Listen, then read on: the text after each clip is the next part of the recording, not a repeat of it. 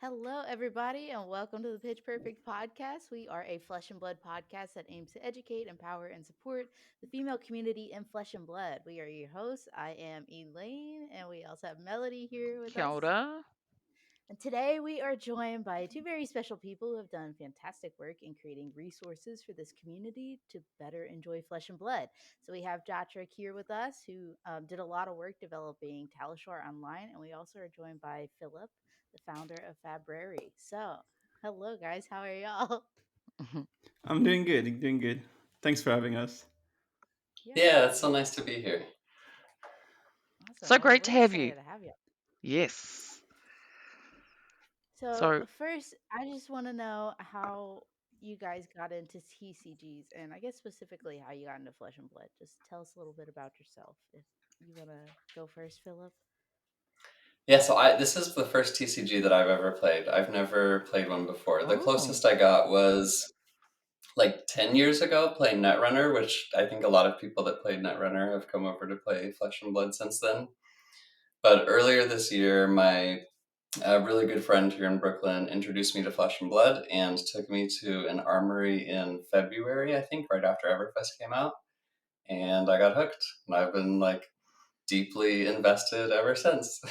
Ah, we started playing at like the exact same time. That's crazy. Oh, nice. Let's have fun. we're And all look at us now. newbies.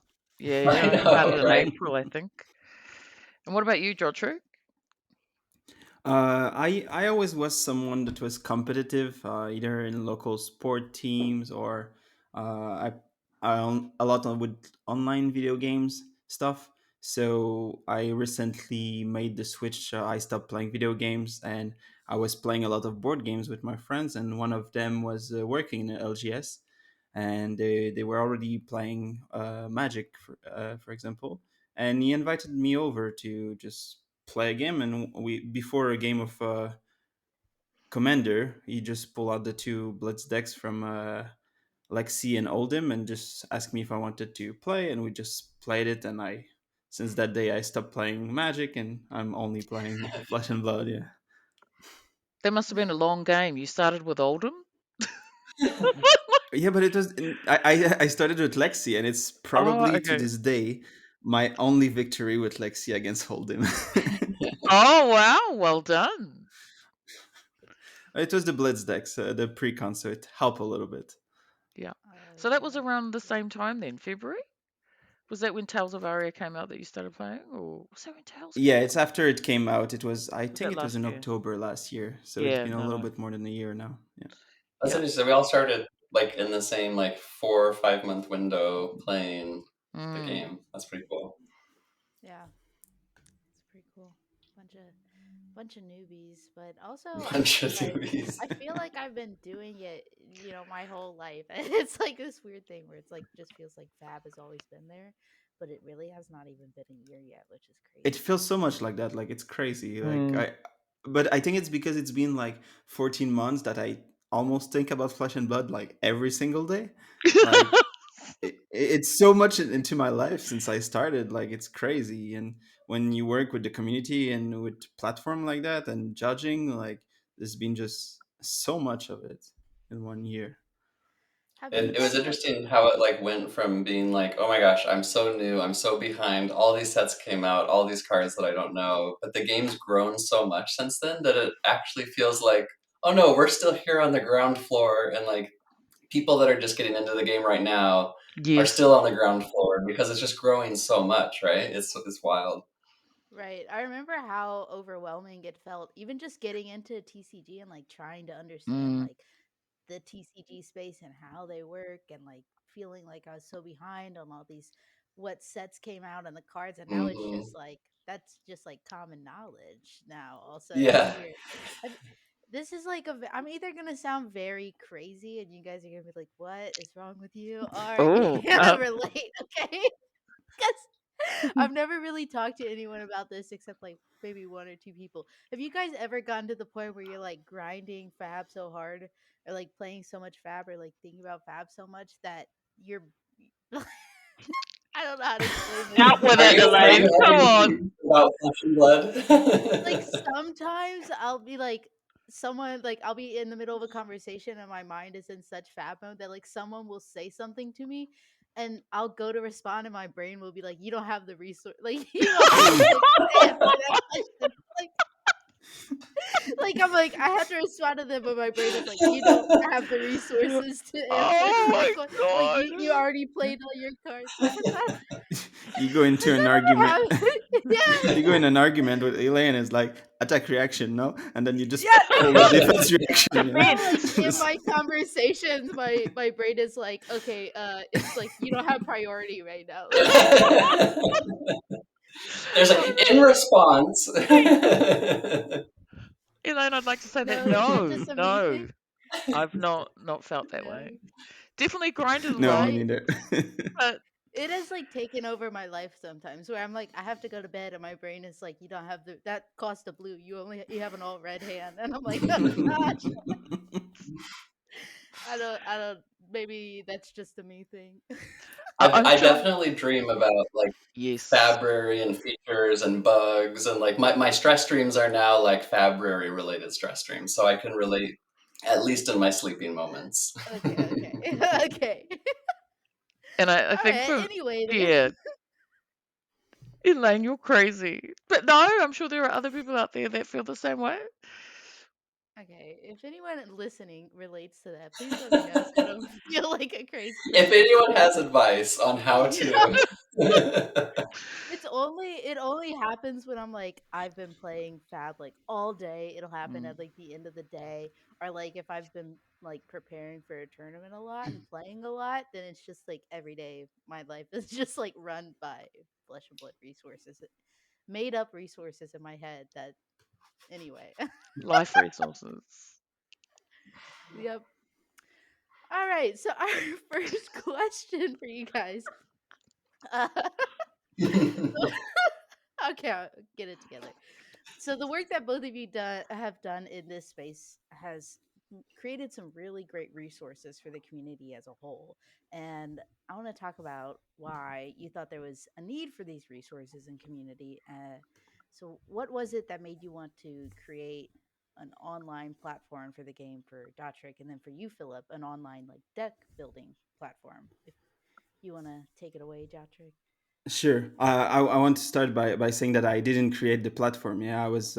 It's someone Mm, else that created it. I joined 6 months ago to try to make it better. For me, one of the things that was missing in my town is that we play the game only once a week, and since I love the game so much, it was not enough.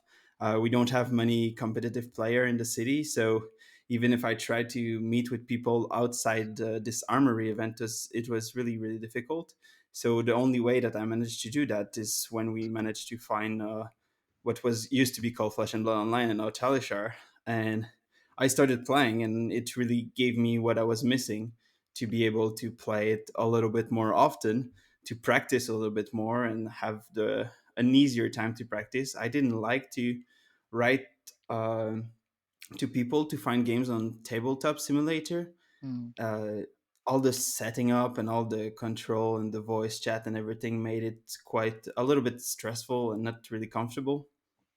So I just started playing Talishar, and after a while, I was reporting a lot of bugs. I just started to create it to fix them myself.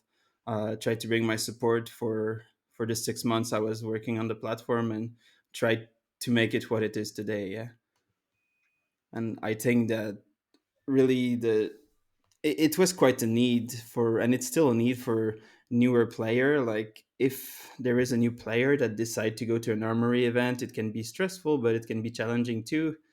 Like you cannot play any of the current game mode uh, against other people. You're automatically going to lose, and it's going to be challenging. You need to find a good community that is welcoming you as a new player, and it's a lot of stress. I think that this platform help a lot to welcome new player and grow the game, even if it's not what their mentality is about the game. I think it's an amazing tool. Yeah. Oh, no disagreement here. Okay. How about yourself, Philip? What was it that made you want to create Fabrary? Yeah, so like I started, and there were obviously other tools that existed for Mm. like card search and deck building and stuff, and I was using them, and it was great. And then I don't remember what it was. I think just like a little bit over time, I just like none of them quite worked the way that my brain worked thinking about some of these things. And my friend and I, David, who got me into the game, we were just like talking about it, and then we were like we could build that, and I was like, yeah, I could build that, like, I could and build just kind that. of started. Yeah, very like hubristic, and I was like, I never thought it would be a thing that other people would use. It just started off as like, I want to do card search with like other ways of searching for cards because I didn't know any of the cards when I started, right? And I was like, just I relied completely on search. So that's where I started was just like, and then I'll do a website so I can like do it on my phone while I'm at an armory or something, and like search the cards and use it, and it just kind of took off from there, like became something bigger. It's become That's a something really good, huge. yeah. Um, the cards, like the way that you search, like you can search for cards on Fabrary, like search by attack reactions and like stuff like that. Like that is also how my brain works. The very first time I built a deck, I was using a different deck building platform, and I like also had Felt Table up because Felt Table you could like click and see all the possible cards that could go on your deck. So I Hmm. had like a split screen going of being like, okay, go to attack reactions because, like you said, like I was new and I didn't know the cards. So like I've really appreciate that about February because that's how my brain works. And Oh, sometimes good. it I'm glad. I was actually surprised that there have been so many people that it seems to fit the way they think too. I had never in a million years would I have thought that as many people use it as use it. So that makes me really happy. I'm glad that it works for you as well. Yeah.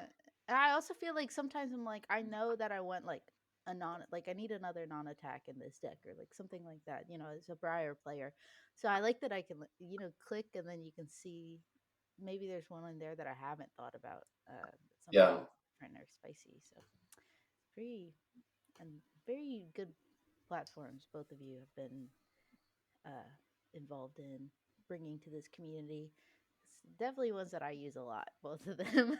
And it's Every true that day. I've been talk a lot in the last months. Like they evolved so much in the last 6 months and almost came out of nothing. And it's probably going to be more platform in the future. You're just going to see them, and it's Yeah, great. I really love to see the community involved in the game and enjoying it, passionate about it.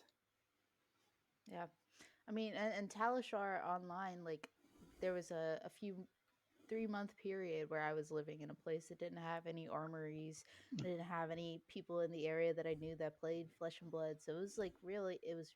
I mean, Talishar Online was like the reason I did not just completely fall off the game Yeah. because I still had access to play that way. So yeah, Oh, and what's something I love so much about it is the stream. Like, I was missing some content as a player of Flesh and Blood, and like there is a lot of content out there, but watching a stream like with Mensant, with Flake, with a lot of people that are streaming like on weekly basis, it's amazing to see them play, and it helped them a lot to be able to jump in the game at any moment, but also to be able to talk with us, because if you play on tabletop simulator, like you have to absolutely need to talk with your opponent, so you cannot talk with right. the public and the viewers. Yeah, so that's Yeah. something else that I love so much about the platform. What would each of you say that the most challenging part of creating these platforms have been? I can start then. uh, I think for me, one of the biggest challenge has been to start coding again, because I did study computer science, but I never had a job in computer science. So it was a little bit hard to start, but once it started, it went really well. And the other challenging part is for sure there's been some struggle in the last month, uh, because I'm not working on the project anymore, and this kind of like managing a big project with multiple people, but also kind of letting go of your project. Like it really is painful when you work so much on a project and you have to let it go. But sometimes that's how things are, and I think that was the biggest challenge for me. Yeah. That was sorry. That was I guess it goes with the cliche saying, if you love something, let it go.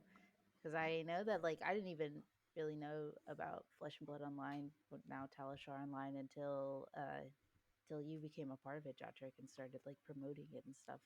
Yeah, I Sounds did like it's a lot of most of the marketing and community management aspect of it. I had an amazing time in Lille when I went to the Pro Tour, and like it kind of gave me an excuses to shake all those hands, and to go up to all those content creator that like I'm not.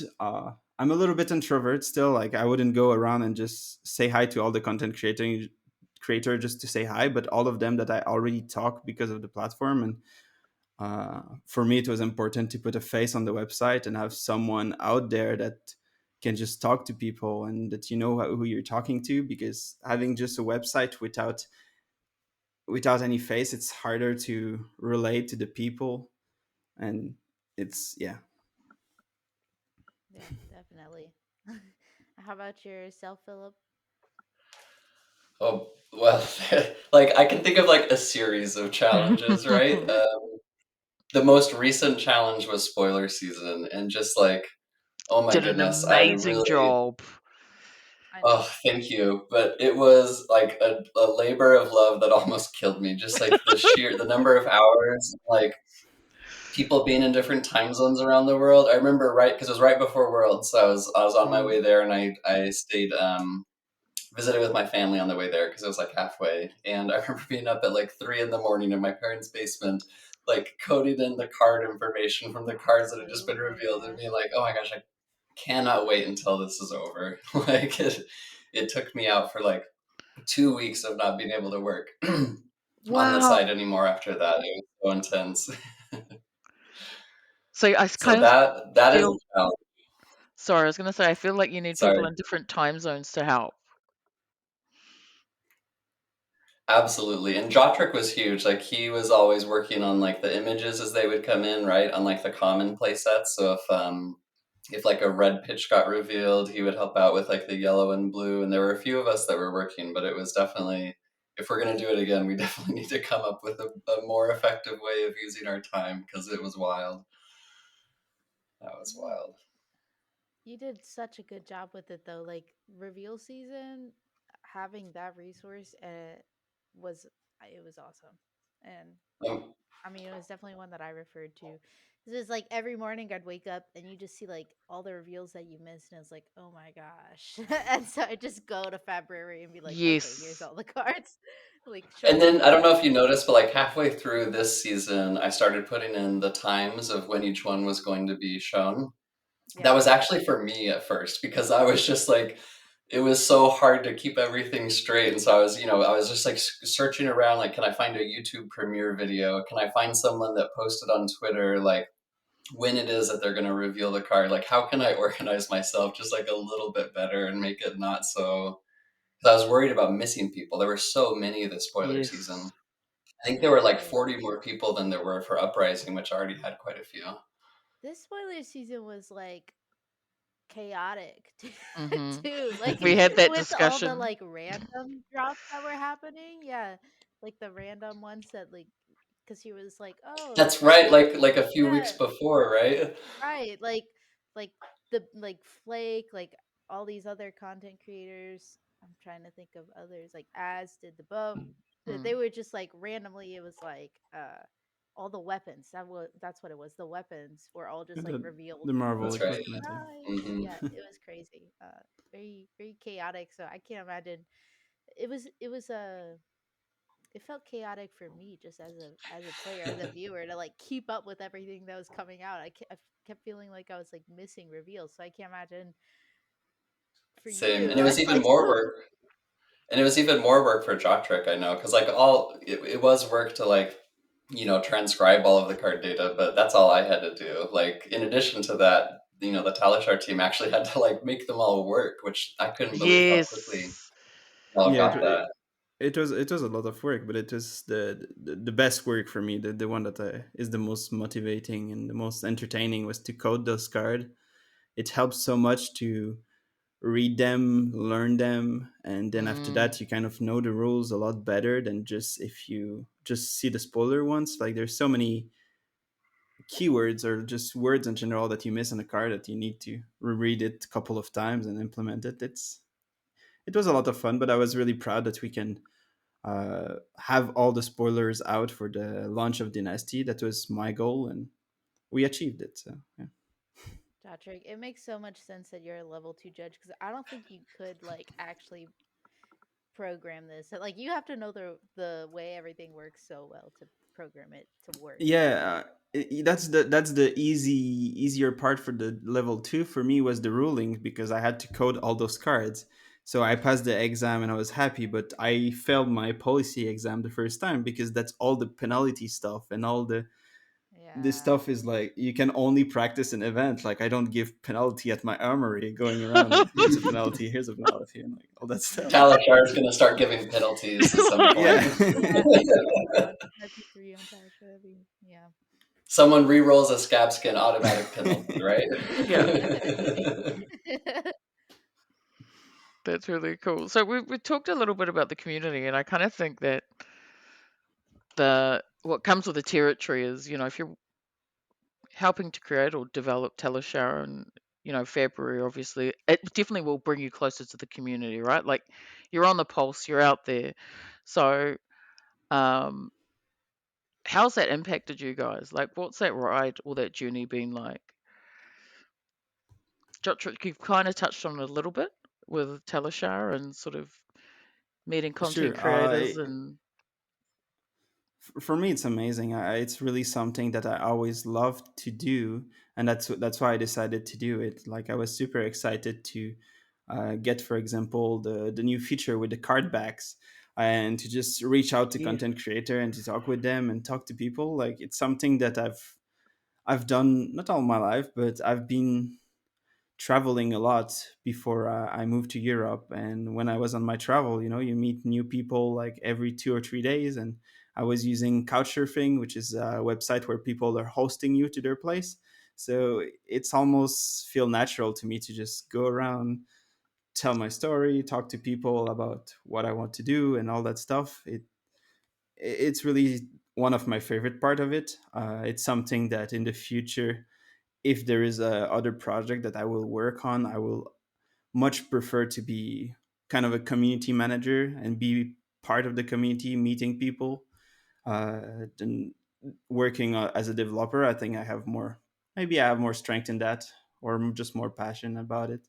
And the community is just such an important part of this because if without the community you don't get feedback, and the Mm, feedback is a little bit everything. The community brought so many ideas to both website. They report bugs, for example. You don't have the I don't have to when I was coding, I didn't have time to go on the website and just find all the bugs. There is like no, so many interaction that I don't play Prism, I don't play all those instant stuff all the time, and that kind of stuff without a community, it's impossible to make. So the community is super valuable, and I think it's one of the reason that I wanted to bring the community to Talishar. Like I think that's one of the first thing that was really important, is that I show Talishar out there for the community to join Talishar, and it made it evolve not only by my work but by the work that everyone else did.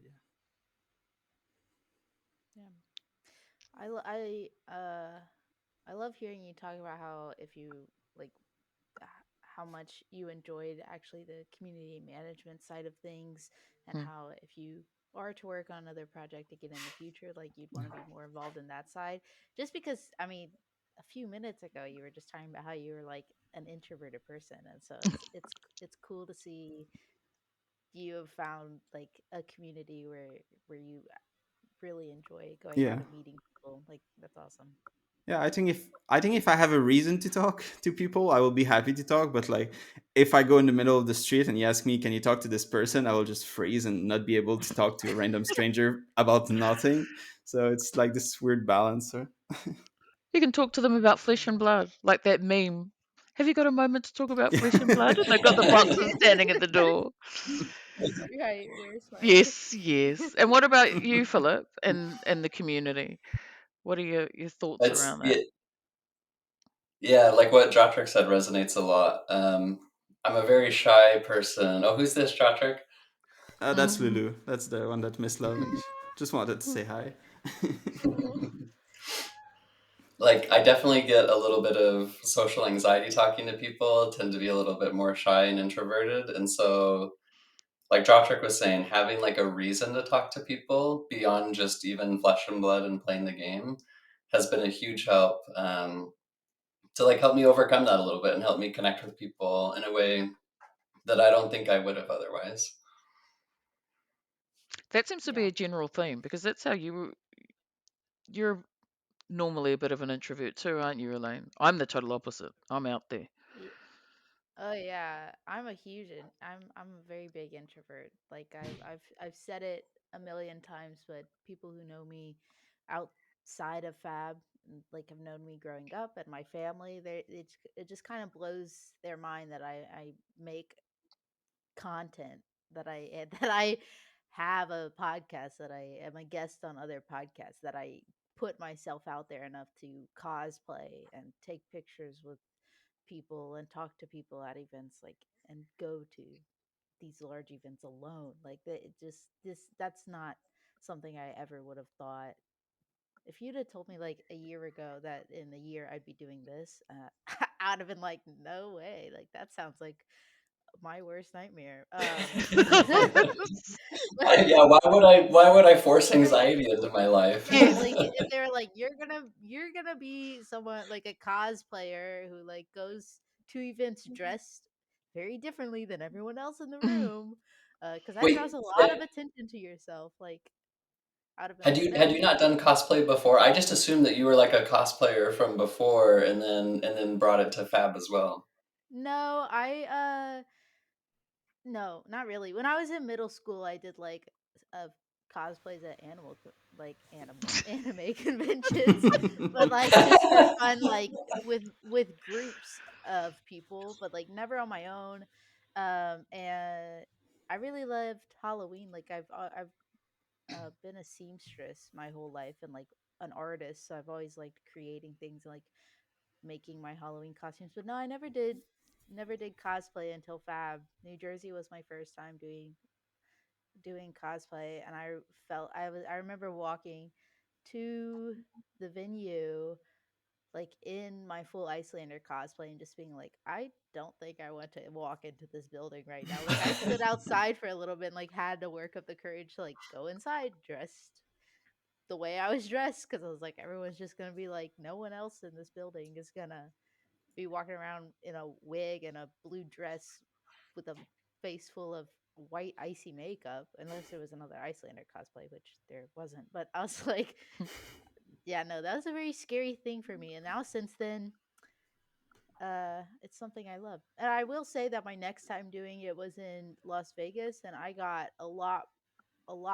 stranger looks walking to the convention from my hotel in New Jersey than I did in Las Vegas. I fit in a That's little fair. bit better there because everyone in Vegas was like, "Woo, she's part of the crew," and I was like, "Yes, go see me tonight at 7."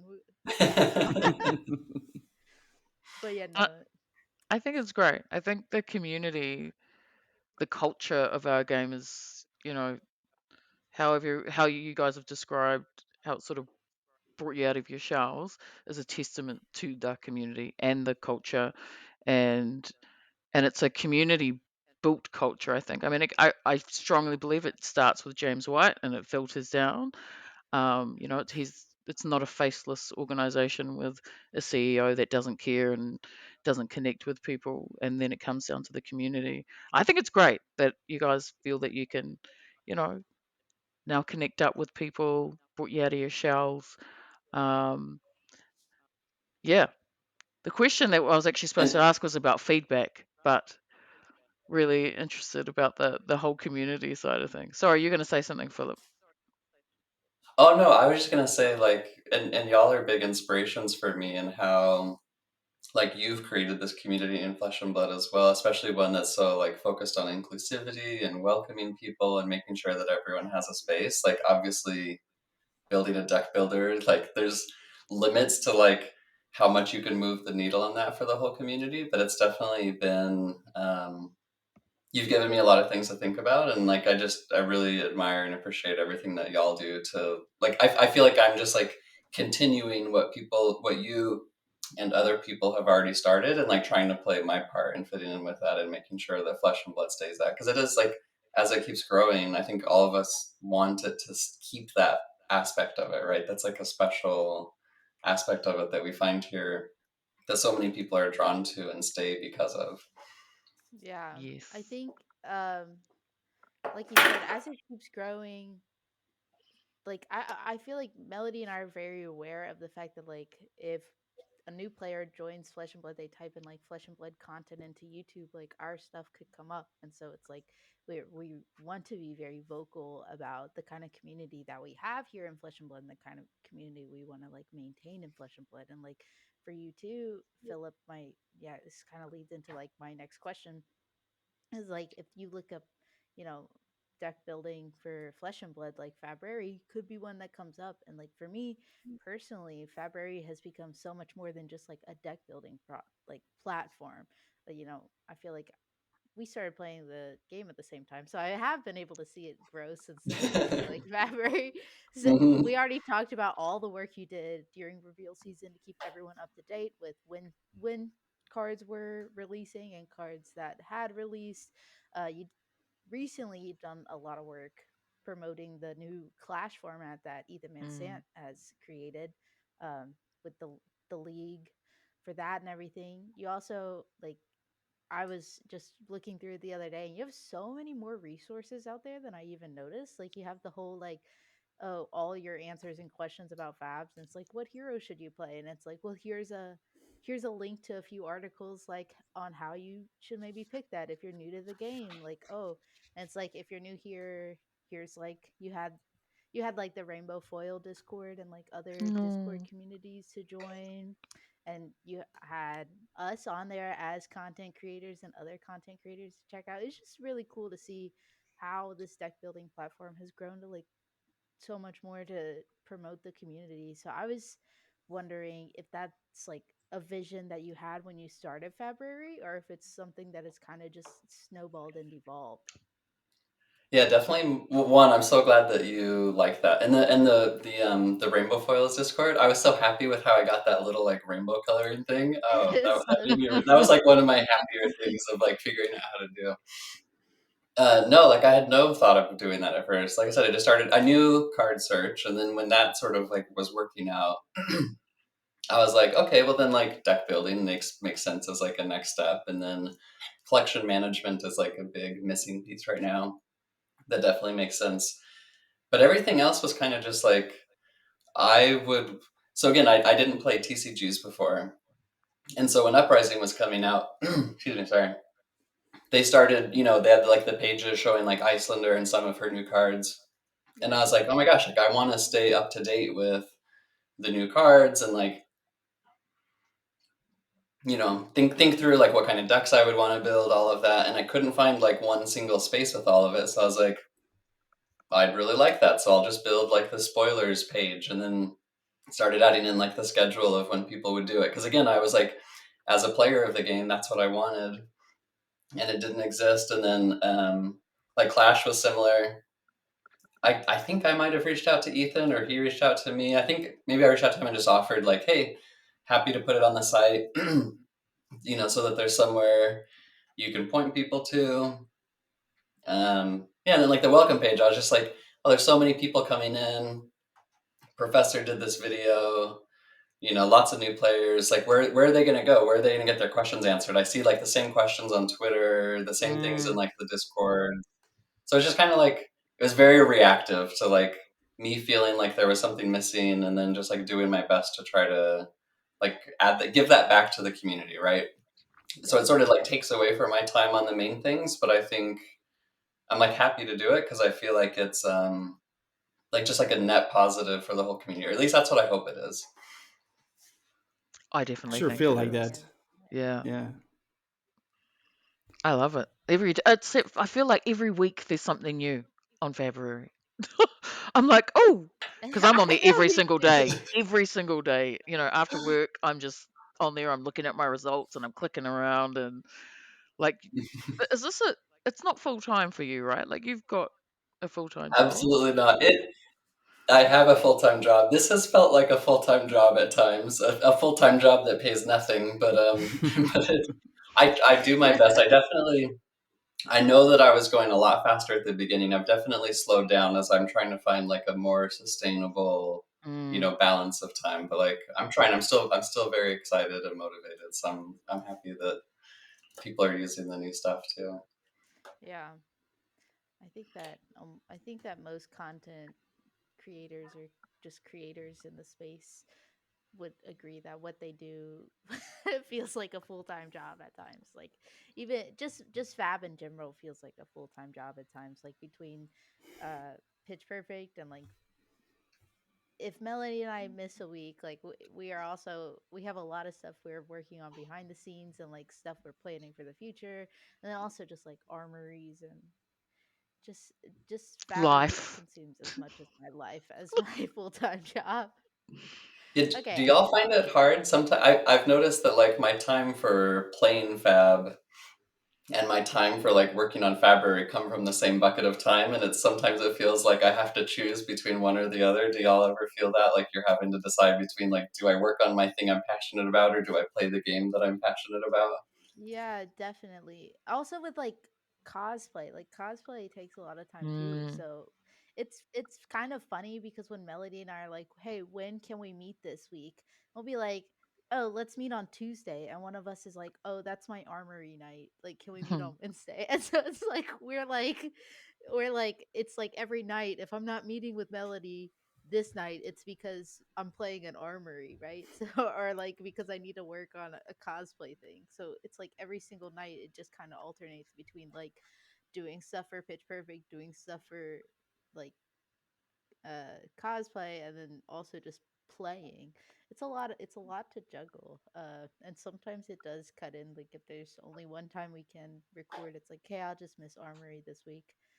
And then I'm Or at a playing time where it's like out of 7 in the morning for Melody. yeah, yeah. yeah. No, no, 6 in the morning. 6 in the morning. Yeah, got up at 5:30 this morning on time today. Great. Okay, Do okay. y'all can I ask a question? I have a Oh question yeah, for yeah. y'all Go ahead. actually going Yeah. along with this. Do y'all I think going back to like the challenging things, one of the things that's challenging for me is feeling guilty sometimes with not spending more time like working on the content and feeling like people are like asking for things or wanting things and you're somehow like letting people down. Is that something that y'all have felt ever? Yes, that is a Yes. big thing that I definitely feel. Even to the point of just like going to events, there's like this pressure where it's like, oh, I need to do well at this, or like maybe people won't care about what I have to say as a content creator if I'm not like performing well, or it's just like it's been like 3 days since like I have like really seriously interacted with people on Twitter. Like, I hope no one thinks I've died or like, which is just kind of ridiculous. And sometimes I just have to turn off my phone and be like, it's fine. I can go a day. It's just as much as I love all of you and everyone, it's still just like the internet, you know. Uh, Yeah, I had the and same feeling with yeah, the Twitter of Talishar. Basically, yeah, it's like yeah, if I didn't post like at least every week, like all the updates and stuff I was doing, like I had the feeling that people were maybe expecting it, but or sometimes the bugs, yeah, you just want to get them fixed as soon as possible. Like when I was only putting bug reports, I was always feeling good when I knew that they were getting fixed and I get answers. So I wanted to offer like a good customer support even if they're not customer, and like just by acknowledging that, hey, your bug has been fixed, thank you for reporting it, and just giving like uh, giving back to what people give us. Yeah, that sometimes yeah. happen. I think you touched on a good point too, that sometimes it's not always the amount of time that I'm spending connecting with, like, that I feel like I need to be spending connecting with people, but if it's like I get a lot of tweets about pickles, and like a lot of people Oh hit me I about see a no! lot pickles, of tweets about pickles. Oh, and pickles. it's just a tweet about pickles. Like if I am busy at work or if I'm at an armory, I don't need to respond to it right now. It's just a tweet about pickles. But it's like I feel like I have to like be timely and like respond to them and not let it go a long time or they'll think I'm ignoring them. Like I don't know. And because of you, I everyone see a lot of pickles on Twitter. I It's your love the fault, tweets about Elaine. pickles. I am not complaining about them. There's a in the Flesh and Pod, the FAP channel run by Jordan, Logan, and Abby. Fantastic. I love them all. But they made a channel, a pickle passe channel, like in their Discord. Anyway, I gotta send stuff in there too every once in a while. It's like, I mean, pickles The are one good. with the peanut butter was the most disgusting one. I Gross. stand by that. It's Sacrilege. really good. Don't knock it till you try it. Okay. Last question for both of you guys. I think is a bit of a fun question because I love hearing about these experiences in the community. But what was your proudest moment in regards to like everything you've been all the work you've been putting into the community? Like what was a moment that just made you be like, "Wow, this is all really great and really worth it." For me, there is so many of them. Like there is a moment at Pro Tour Lille after I met all those people that I felt like it just kept coming every week. There is like amazing proud moment. Like it started with like Matthew Folk that like shout out Talishar on his interview of winning the Pro Tour, and after that there's like Tarek Patel shouting us out on Twitter, and then after that there's like Arsenal Pass. They're both streaming the game, and now there's Mm. Mensent. Every time I was seeing like one of those people that I love watching, I love reading or seeing what they're doing, just working on the platform I worked on, like it always felt crazy and a bit surreal, and it felt really amazing to see this acknowledgement. And there's too many moments. It happened too many times in the last couple of months, and those were always like really really crazy and emotional moments. Yeah, I can't imagine. That's awesome. How about yourself, Philip? Sometimes it's hard to think about because the things that made me the most proud were also the things that like scared me the most because they were things like what Jotrick was saying, where it's like, any sort of like milestone of like, oh my goodness, this many users are using the site would be like, I could have never imagined that in a million years. And then it's like part of my brain goes, they're all gonna find out that it's broken somehow, right? It just like, but Imposter syndrome with devs. a little bit, but yeah, it's like those milestones, right? Where you're just like it makes you step back a little bit and kind of like think, and you're like, wow, people really like this, and like, I don't know, it just feels really special to think like I didn't have to pay these people to try it out. I didn't have to persuade them. Like, here's all these people that like discovered it somehow, found it somehow, are enjoying it, are still using it. Like, how special is that? And I think maybe if there's a single highlight of something that I was proud of at the World's player reception, I met with James White afterwards. Sorry, it's like a little emotional just because it was so much like Oh. work leading up to this, but just like, say hi, meet him, say like, I worked on Fabrary, whatever, and he's like, oh my gosh, like you did the spoiler season this year. I thought that was so cool, and I probably misquoted him, but like, I don't know, that just meant a lot that like the creator of Flesh and Blood one had like heard of Faber, knew about it, and then like thanked me and like expressed appreciation for like this thing that I'd spent all the time on. Yeah, I don't know, just like it was just like a really nice sentiment to hear, and it's probably something that I'll remember for a long time. Yeah, That's really there's touching. so many cool moments like that you hear a lot about it in Flesh and Blood, especially like from James White. Like it just blows my mind how in touch uh, he's always been with the community and like is like he knows that the amount of work that LSS puts in to keeping up with their player base is just like crazy to me. Like even when Chris emailed me about my spoiler card this last spoiler season, he like referred to me as like Elaine Hammondry of the fabled Sugar Shack. And it's like the Sugar Shack is the name of the Airbnb I stayed at in July when I went to like the Realm Games. And it's just like the fact that LSS like knows that and has kept up with it is just crazy to me. I think it was Melody you said earlier about how the tone for the community gets set by James White. Yes. And in Worlds, like I feel like I saw that firsthand where he was giving out the Regicide playmats and he was standing up, meeting every single person one by one, like 4 or 5 hours a day. And Wow. like I can only Yeah. imagine how jet lagged he must have been at that point, like flying over. And you could tell he just like loved meeting all of the players, right? He It was spent like just hours, like even at Pro Tour New Jersey, like you said, like hours just standing there meeting people, and it's like people in line to meet him. And I was one of those. And what Pro Tour New Jersey was in like May or April, and I didn't mhm. even start playing the game until the end of February. So I walked up and I'm in Icelander cosplay. Also, like this was this was my first time in cosplay. It's not like now where people would see me in Icelander cosplay and maybe know who I was, right? This was like the first time in cosplay. I walk up to him, so I'm like unrecognizable. And he is like, "Are you Elaine Hammondry?" Like, Melody Pitch Perfect was an idea. We were running a giveaway for the to name it, but we hadn't come out with a single episode or anything.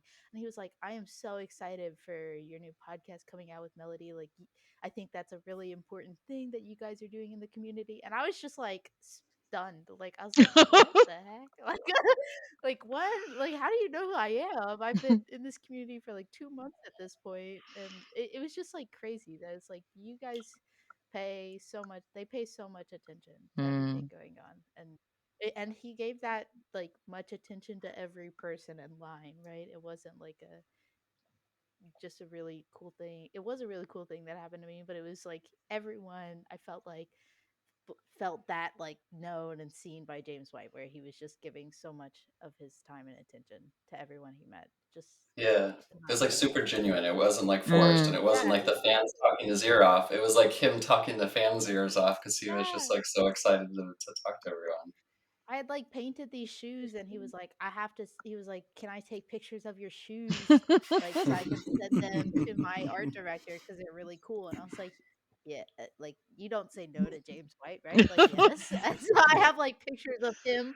He's literally laying on the ground, like taking pictures of my shoes. It's the new merch coming next year, you know. Oh, imagine. All right. Um, Melody, do we have time for our, how are you on time, Melody? Do you have time for our next Yeah, I've section got of a listener little bit of questions, or you want time. to do one? Are we going to do listener questions Okay. or fun Okay. questions or both? A little bit of both. Let's do a bit of both. Okay, you take it all. You take it away then, Okay. because you're So, going on this one. we have some fun questions. We've got a couple. I'm going to pick one, and if you want to pick Okay. one, um, hmm, okay, and this is for each of you. I'll start with you, Philip. Do you have a favorite piece of Flesh and Blood lore? That's really And if so, interesting. what is it? I think I do. I think it's the Icelander lore, just because Uprising was the first set I was here for when it came out. It was my first exposure to lore, and I really like identified and connected with Icelander, and like really enjoyed playing her from Everfest and then into Uprising. So probably that one, mainly just because it was like my first time kind of reading through it and experiencing it, and so it's kept that like nostalgia and like memories of that time. Yeah. That's cool. And what about you, Jotrick? I don't follow the lore so much. I think I'm a lot more into like those theory, for example. That's the thing that I'm a little bit more passionate about. Like, for example, the fact that like mechanologist is a talent, or today there is a new one on Twitter where people start to believe that the four character on the shitty Xmas card, it might be the four hero playable for outsider. Like those theory is really Oh, I've not probably seen my that favorite theory. things. Yeah, Okay, people that's think pretty so cool. because yesterday James White on the Eye of Ophidia channel said the name of the fourth person, which, you know, she's in the lore of Azilia, so maybe it's unrelated, but I like those little theories. Really more my thing than the lore. And huge Oh. shout out to the legendarystories.net, which makes it so easy Yeah. to see all of the lore in one place and like search for it. Like it's definitely helped me stay on top of like the lore and like research things. Just it's a great tool as well. Sorry, It's a what's good that? I'm example with just typing yesterday. that Oh. in. Legend stories. Yeah, legendarystories.net. Sorry, totally butted in. I've not heard of that before. Awesome. The lore is like one thing that I want to get more into. Oh, perfect. Thank you. I just send you Um, the link. But one example is Thank you. today when James said the name of this new character, which I think is Lena Bell. Uh, I went into the website to put the name, and you can see the reference to Time Snap Potion, where she's saying a line. So her name is already there since Welcome to Rat, and Yeah, she's like on on the this card, silver yeah, text. yeah, on the Yeah. little text at the bottom, you know. So now people think Oh, she's an alchemist, and like those theory oh are my my favorite goodness. part. Okay. Oh my goodness. I'm gonna spend some that's time fun. today looking at. Yeah, and this Let's and say this no website more. is perfect. You can search any name, and you're gonna find them, any information. That's pretty cool. That's Yeah. awesome. Okay, another one. I yeah. Okay, what's your favorite hero? That's like a very basic one, but I want to know. Dorinthia. I've been playing Dorinthia since a while. So big fan of warrior stuff and Josh Lau, and Yes, yeah, I played Kasai Josh. to Colin I Krakow, don't so know. everything warrior. I love I love Josh Lau, okay? Josh Lau is like one of the Yeah. nicest people I've ever met in my life. And actually, the very first time I played Flesh and Blood CC was at a ProQuest, and I brought a Dory deck because I learned on Dory Blitz. I'd only been playing about like less than a week at this point. Had never played a game of CC. Went to a ProQuest. Um, and brought a I turned my Blitz deck into a CC deck, and everyone was like, "You cannot play Dorinthia, not in this meta. Like, what's no?" So I bought a box of Tails at the store, built a Starvo deck, and played Starvo. But Josh Lau was at that ProQuest, and he finished third or second. He was in top four with Dorinthia at that ProQuest, and he Yeah. was just like a mastermind. And I just sat there and watched his top 8 games and like watched his games throughout the whole day. When I was done with mine, I didn't know who he was at this point. I was like, oh, and I was watching him just in awe. And then afterwards, I was like, I'm sorry, like, do you mind if you explain your deck to me a little bit? And he was like, yeah. And he laid out the whole thing, was like, this is the sideboard plan. This is why I chose this over this. And then he was like, take a picture of it and like gave me notes about the sideboard. And I was just like, that was my very first experience with him. And then I found out that he was like Josh Lau, right? Uh, and he's just one of my favorite people in Flesh and Blood. He's just the nicest guy ever. If you ever meet him, It's probably he's so the great. the only content that I watch all of it just because I played Dorinthia and I He is just fantastic. yeah. All right, very excited to meet another warrior player. How about yourself, Philip? Yeah, it's probably for nostalgia reasons again. It's probably Prism. When I first got into the game, I started. My friend gave me his like Prism Precon with some like upgrades to it, and so that's what I played at Armories for the first like month, 2 months, and that was like really where I learned the game and the rules and strategy and Phantasmal Footsteps was like the first legendary I ever pulled, and it just felt like very fitting to like tie it all together. So definitely Prism. That was a great one to pull. That was the first one Yeah. I ever pulled too. That's what brought me into Wow. the game. So Like many I great Oh, love that nice. memories. card. It's so whimsical. It looks like so pretty. That's a gorgeous card. Cotton candy It vibes, just is. like Yeah. beautiful, I want to dreamy. I see love the it. illusionist it belongs to. Me too. I would, yeah, I would Yes, maybe cosplay her one day because I soon. love that art. Yes, cosplay it. All right, should we go to Rose listener appreciates questions? this. Yeah, go ahead. Okay. There's actually a lot of love. Um, we've got There's Tim and Jim. So just a human and Jim from Fab TCG Cards. They've both said, let them both know they've done amazing work for the community. They're really thankful for such awesome people, the work that you do. And they want to thank you guys for deeply for your contributions to the community. Um, so that's some love. Actually, there was a few like that. I think maybe not all of them are in there, but and that sentiment comes from both Elaine and I. You guys have done some fantastic work. Um, It's really and appreciated. I think that we got a lot of amazing feedback from the community, and it means a lot. It's what keeps us going, especially when things are hard. And right back at Melody, you and Elaine for the work that you've done as well. oh, thank you. thank you.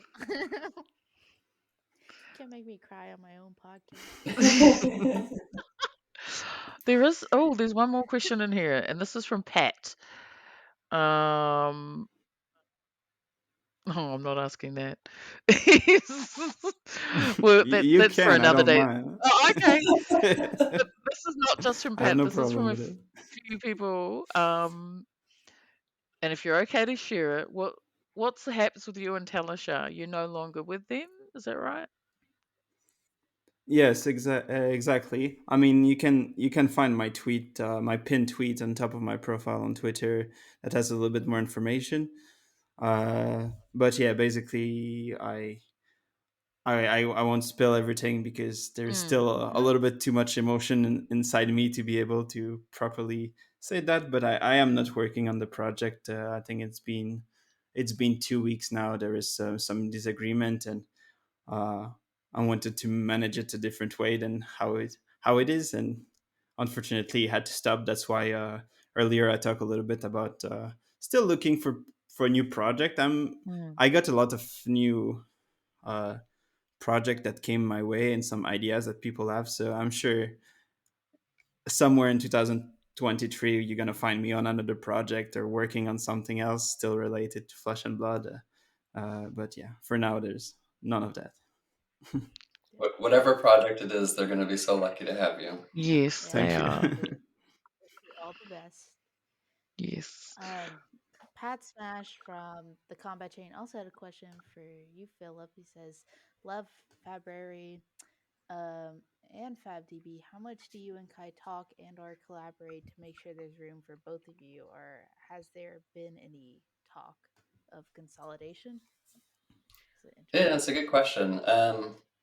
We message each other every once in a while on the discords and kind of stay in touch there. Obviously, we're on different sides of the world, and I think most of the time we're just spending trying to make our like sites the best that they can be, and Mm. so there's not been like a ton of collaboration necessarily because I think we're both just focused on like how do we improve the what we're providing for the community, and how do we that there's differences between them that I think is really great for the community to have options to choose from.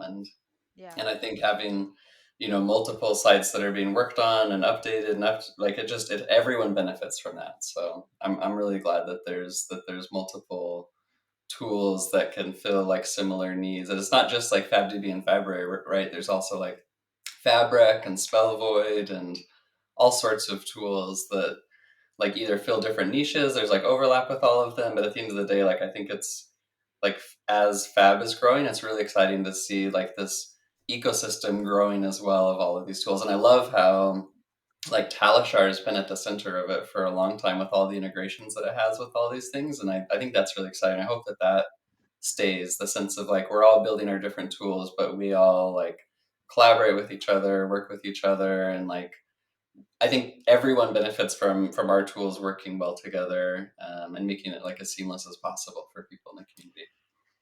Yeah, I think that's very well said.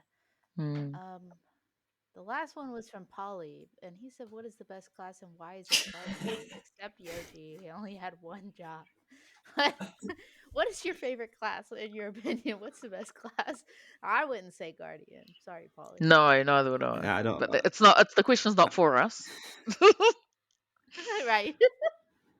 I don't think it's Guardian. It's probably the one of that I dislike the most. There's so many good Guardian player in Poland that I get crushed all the time, and it's there's a bit of pain there. So the best class,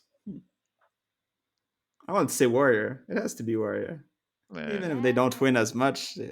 They're the best class. I think Philip. my favorite Mm. classes are the ones that like bend or break some of the rules a little bit. So like in addition to Prism being like my sort of nostalgic favorite, I also really like Dromayu. Just like Yes, the idea of like building up a board state makes me really happy. So like I think probably Illusionist is my favorite class, and then maybe Wizard second because they also do a lot of like out of the ordinary things. love it. Sorry, I Polly, really that there's not enough Guardian love on here. I was gonna say I don't know where the Guardian love. Another episode. Maybe one of these days we'll find Guardian. I feel like there's never Guardian love on this podcast. Actually, We don't normally I talk feel like about I'm Guardian. no, we don't. No. Like I'm trying to think of anyone we've had on that's been a Guardian like stan and has shown some Guardian love. Like we had Matt Rogers, but Yeah. maybe we'll bring Michael Hamilton on here and just have a whole episode he can talk about how Guardian. But no, no Guardian love.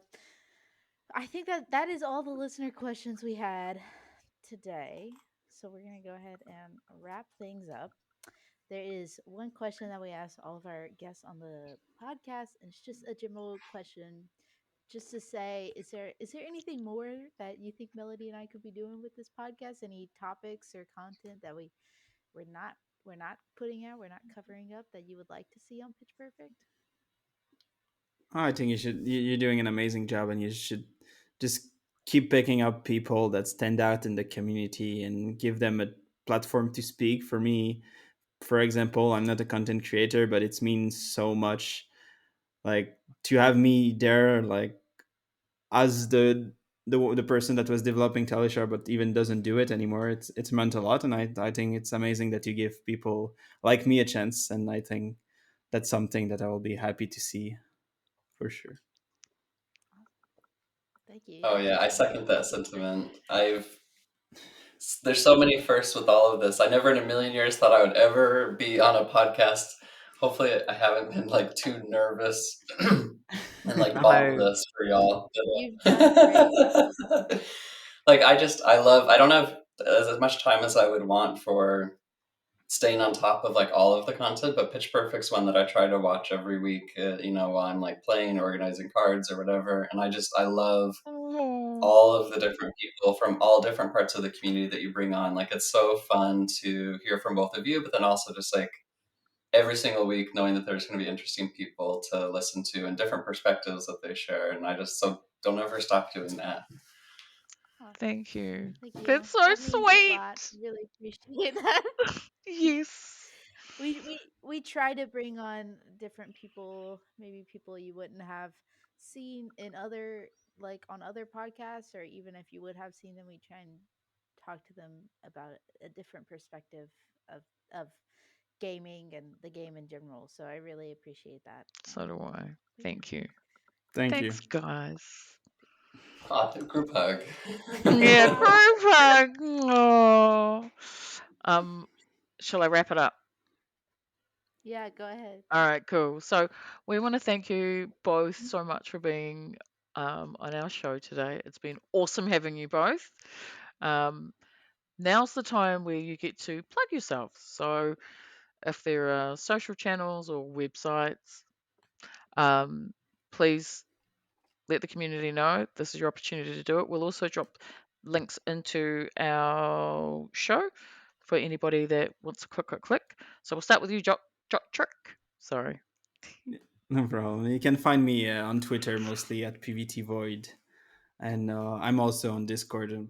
I think I'm part of most of Discord, so you can find me there too. Awesome. Thank you. Awesome. And Philip.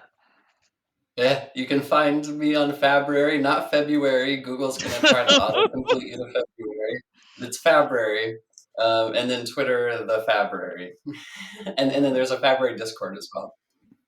Is there a Yes. Fabrary Discord? There Yes. is, which is by far the best place for feedback or requests. Like I try to stay on Twitter, but things get lost all the time. Discord's a Mm. lot easier for me to organize, I I think, and stay on say top of things. I usually message you on Discord. One time I messaged Philip on Discord and I was being so dumb. I was like, this card doesn't exist on Fabrary. And then Oh. he's like, no, it's just not legal in the format you're building a deck for. And I was like, Elaine. yeah. Uh, You I gave me a heart attack when I. I am so No, sorry. you're good. I Every was every like, time someone comes in with something like that, I'm always like, oh no, I messed it up. But it takes me a while to figure out. And most of the time, I did mess something up. So.